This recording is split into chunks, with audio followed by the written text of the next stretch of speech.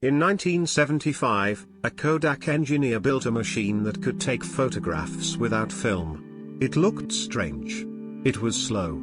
And it would change the world forever. But Kodak wasn't excited. The company saw the invention as a threat to its biggest source of profit. That decision would become one of the biggest business mistakes in history. By the 1970s, Kodak wasn't just a successful company. It was photography. Millions of people used Kodak film to capture birthdays, holidays, weddings, and family memories. The company controlled most of the photography market and earned enormous profits from selling film. Every time someone took a picture, Kodak had a chance to make money. To many people, Kodak looked unstoppable. But hidden inside the company was an invention that would threaten everything it had built.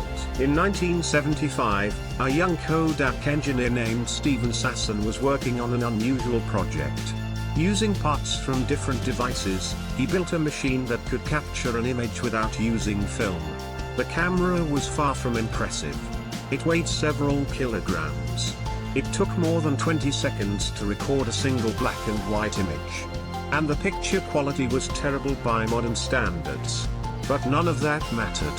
What mattered was the idea. For the first time, a photograph could be captured, stored, and viewed digitally. Sasson had just built the world's first digital camera. It was a breakthrough that could completely change photography.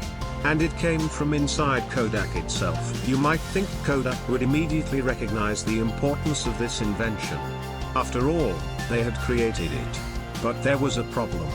Kodak made most of its money from selling film. Every photograph taken on film generated revenue for the company. Digital photography threatened that business model. If people stopped buying film, Kodak's most profitable product could disappear. As a result, the company moved cautiously. Executives understood the potential of digital technology, but they were reluctant to fully embrace it. They feared that digital cameras would replace the very products that made Kodak successful. While Kodak hesitated, other companies saw an opportunity.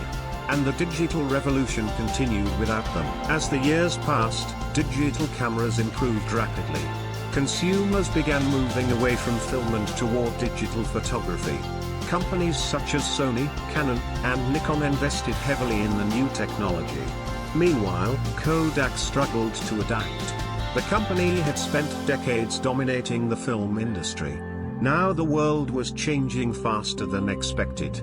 The demand for film continued to fall. And Kodak's profits fell with it.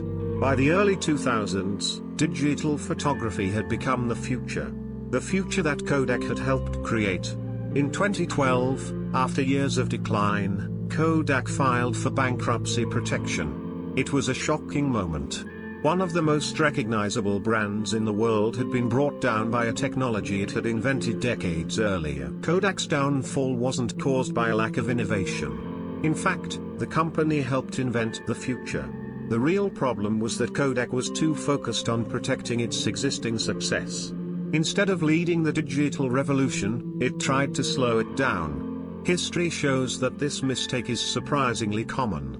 The biggest threat to a successful company is not always a competitor. Sometimes it's the fear of change. Kodak's story remains one of the most important business lessons ever told. Because the future doesn't wait. And even the most powerful companies can be left behind if they refuse to adapt.